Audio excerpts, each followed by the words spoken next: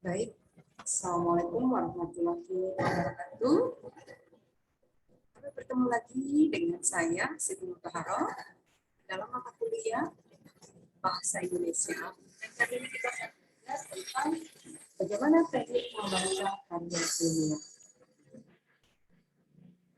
Sama nggak sih kita membaca karya ilmiah ini dengan buku bacaan yang lain, misalnya dengan novel, kemudian mungkin dengan buku komik dan lain sebagainya. Sama nggak sih tekniknya? Nah, teknik karena membaca karya ilmiah ini betul-betul harus butuh mute ya, butuh mute, butuh kondisi yang tepat. Sehingga perlu ada teknik sehingga kita dapat dengan mudah untuk memahami isi dari karya ilmiah tersebut.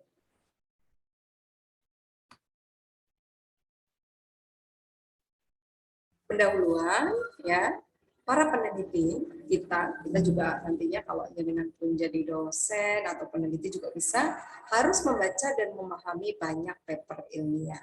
Jadi kita tidak mungkin menjadi peneliti yang sebelumnya kita tidak pernah membaca paper, karena paper-paper tersebut adalah sebagai bahan dasar dalam kita membuat karya ilmiah. Kita mungkin akan mereviewnya untuk suatu konferensi atau kelas perkuliahan, ya. Kita akan mengikuti perkembangan bidang penelitiannya atau literatur survei dari suatu bidang ilmu, ya. Jadi ketika nanti saya misalnya akan menyampaikan hal tentang kehamilan, maka di dalamnya pun saya akan memaparkan hasil review dari penelitian dan lain sebagainya. Nah, efisiensi dalam membaca makalah adalah sangat penting, tetapi jarang diajarkan. Jadi, ketika kita mau membaca karya ilmiah atau makalah atau apapun itu yang merupakan sebuah karya ilmiah, kita harus efisien karena apa? Yang harus kita baca itu banyak. Dan biasanya sempat bosan, beda dengan kita kalau membaca novel, ya. Biasanya apalagi mahasiswa tingkat awal ini untuk membaca makalah, kemudian karya ilmiah hanya berdasarkan pendekatan trial error aja, semuanya dibaca. Nah, baru diketahui mana yang pas, mana yang tidak. Akhirnya apa? Sudah mengeluarkan atau menghabiskan banyak waktu dan tenaga sehingga sudah bosan, cepat bosan. Ya, jadinya frustasi. Padahal yang dicari belum ketemu. Nah, ini ada beberapa teknik untuk membaca karya ilmiah. Mungkin ini bisa dicoba nanti di rumah. Karya ilmiah mungkin yang lebih kita anjurkan untuk banyak dibaca itu ya, seperti buku, teks atau artikel ilmiah, artikel penelitian ya. Nah, pendekatan 3 pas. Nah, yang pertama adalah gagasan kunci dari pendekatan ini adalah membaca makalah ya dalam maksimal sampai makalah dalam maksimal dengan 3 pas, yaitu tidak dengan memulai dari awal dan berjalan dengan cara kita masing-masing sampai di akhirnya. Ya. Setiap pas menyelesaikan tujuan tertentu dan dibangun di atas pas sebelumnya. Jadi pas pertama ini memberikan kita gagasan umum atau general idea. Jadi di pas yang pertama ini kan caranya 3 pas ya. Pas pertama kita nanti akan menentukan gagasan umum atau general idea-nya apa sih, ini tulisan ini, artikel ini gagasannya apa. Kemudian pas yang kedua ini memungkinkan kita akan menggenggam isinya. Oh, isinya tentang apa sih? Kontennya apa sih gitu. Tapi secara umum. Kemudian pas yang ketiga ini akan membantu kita memahami makalah secara mendalam. Jadi baru kita akan dalami di pas yang ketiga. Jadi pas pertama ini tadi adalah meninjau dengan cepat atau secara kasarnya adalah quick scan untuk mendapatkan pandangan garis besar atau bird eye dari makalah. Jadi kita juga dapat memutuskan perlu tidaknya melakukan pas berikutnya. Jadi di waktu ini maksimal itu 5-10 menit terdiri dari langkah-langkah berikutnya, nanti akan jelaskan. Jadi di langkah pertama ini kita harus membaca quick scan tadi, baca cepat maksimal 10 menit ya. Jadi kalau sekiranya di 10 menit ini kok isi artikel atau paper ini tidak sesuai, ya udah kita hentikan saja, kita ganti judul yang lain gitu. Langkah yang pertama adalah secara cermat membaca judul. Jadi title-nya kita harus baca. Ini yang saya contohkan di sini adalah sebuah artikel yang jenengan harus cari ya.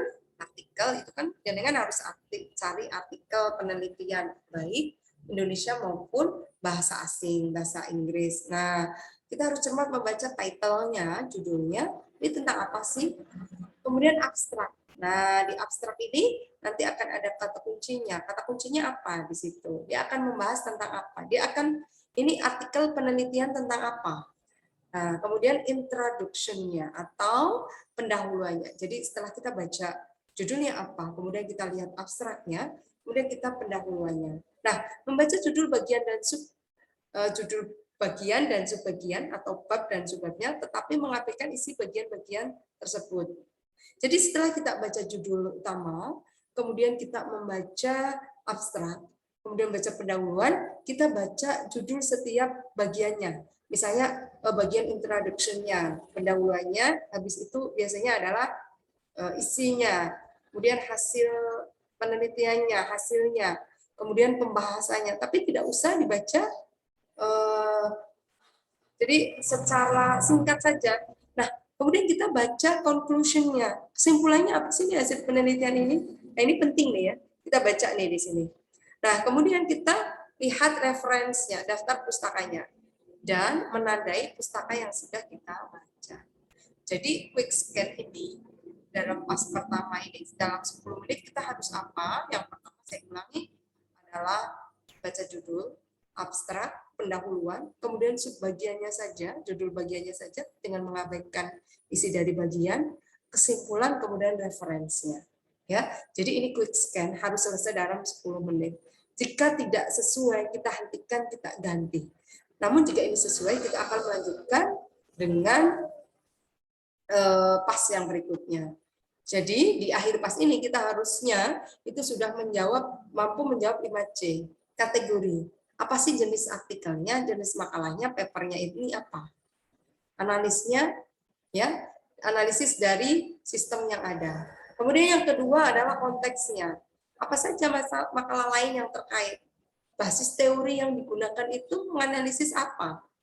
Jadi ini berbicara masalah apa saja gitu. Kemudian correctness. Validkah asumsi yang dihadirkan? Jadi kita harus koreksi di sini. Kemudian contribution. Jadi apa sumbangsi utama dari makalah ini? Dan clarity, apakah makalah ini ditulis dengan baik? Jadi ini akan menentukan kita akan melanjutkan ke langkah yang berikutnya atau tidak. Nah, berdasarkan informasi ini kita dapat menentukan untuk tidak membaca suatu makalah lebih lanjut. Bisa jadi kita akan hentikan di sini. Dan makalah mungkin tidak menarik atau tidak cukup paham mengenai area dari makalah atau penulisannya membuat asumsi yang keliru. Jadi kalau kita, oh, ini makalahnya yang bagus nih, ini artikelnya yang bagus, ya udah kita stop gitu. Pas pertama sudah memadai untuk makalah di luar area penelitian kita, tetapi suatu hari mungkin relevan. Ya, ini bisa jadi seperti ini, ya. Nah, ini kata yang kedua atau pas yang kedua. Jadi pada pas yang kedua ini, ya, kita harus membaca makalah dengan lebih cermat. Tentunya dengan yang tadi 10 menit kok kita, oh ini bagus nih makalahnya, ini bagus artikelnya.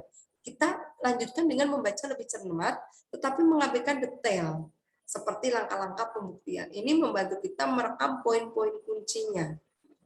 Atau membuat komentar di pinggir halaman. Kita bisa ya bikin komentar, kita insert komentar, kita tulis saat kita membaca. Jadi ketika nanti kita tutup, suatu saat kita buka, kita masih bisa melihat komentar kita apa di situ.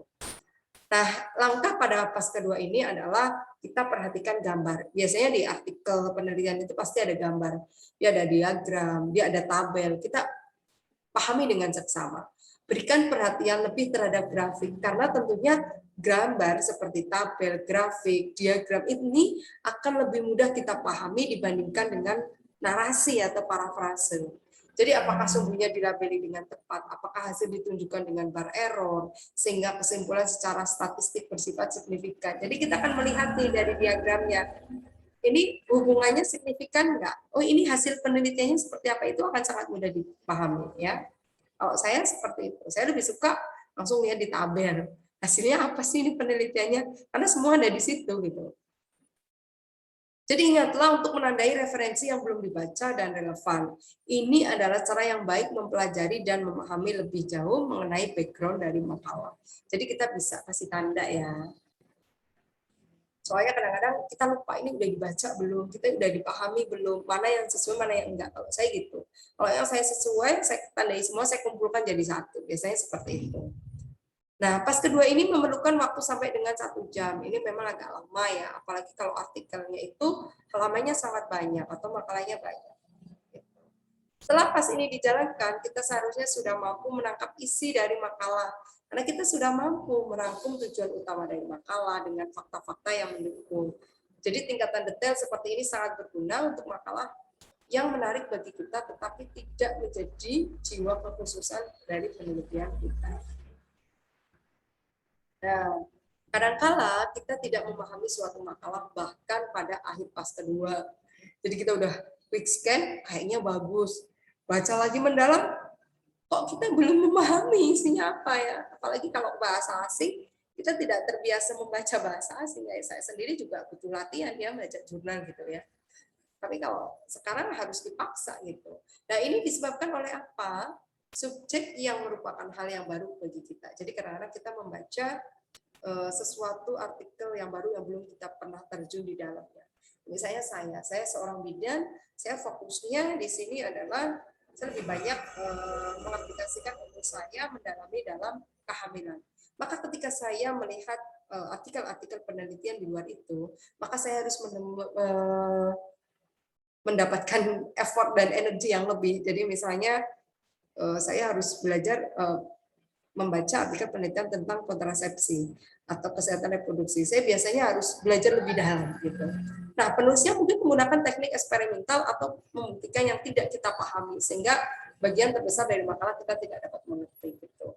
Dan makalah mungkin ditulis dengan kurang baik juga. Ini kadang-kadang ada juga dengan persyaratan yang belum terbukti kebenarannya dan mengacu ke banyak referensi. Jadi kita lelah, akhirnya yang nggak konsentrasi juga. Ini juga bisa menyebabkan kita belum paham, udah capek banget seharian, malam harus menganalisis jurnal atau artikel. Nah, kita lelah. Jadinya nggak konsentrasi, nggak fokus, akhirnya nggak paham-paham. Berulang kali juga nggak paham. Nah, kita dapat memilih untuk mengesampingkan makalah tersebut. Boleh nih kalau kita nggak paham sampai pas 2 kita kesampingkan. Tidak usah dipahami lagi. Kemudian kembali membaca makalah tersebut nanti saat kita udah mute, saat kita udah energinya bagus, sudah membaca materi background-nya, ya baru kita buka kembali. Atau kalau memang kita orangnya berani ya, gigi berani kayak pahlawan itu, kita lanjutkan saja ya, tekun gigih sampai pas berikutnya selesai. Nah, ini pas ketiga di mana kita harus memahami makalah secara keseluruhan. Kalau tadi memang dalam tapi belum secara keseluruhan ya. Terutama jika kita bertindak sebagai reviewer. Jadi bisa saja kita sebagai reviewer itu mereview, menilai ya. Kunci bagi pas ini adalah mencoba untuk mengimplementasikan ulang secara virtual apa yang diusulkan pada makalah, yaitu membuat asumsi sama dengan penulis, membuat ulang penelitian, dengan membandingkan recreation ini dengan makalah aslinya. Jadi kita dapat dengan mudah mengidentifikasi tidak hanya inovasi dalam makalah, tetapi juga kegagalan dan asumsi yang tersembunyi. Jadi apa sih sebenarnya yang dimaksud dalam makalah atau artikel ini gitu ya. Nah, di pas ketiga ini memerlukan perhatian yang sangat besar dan detail, dan tentunya kita sebaiknya mengidentifikasi dan sekaligus meragukan setiap asumsi dalam setiap pernyataan. Jadi bukannya meragukan itu artinya mentah-mentah ya, tetapi kita harus dicari lagi gitu ya. Selain itu kita harus berpikir mengenai bagaimana diri kita sendiri yang menjadikan suatu gagasan khusus. Nah, perbandingan ini antara aktual dan virtual ini memberikan suatu pengertian yang tajam dalam pembuktian dan teknik penyajian dalam makalah, dan kita sangat mungkin dapat menambahkan ini ke daftar tool kita. Jadi oh ini bagus nih, ini ada hasil penelitian ini, kita masukkan ke dalam perancangan kita seperti ini.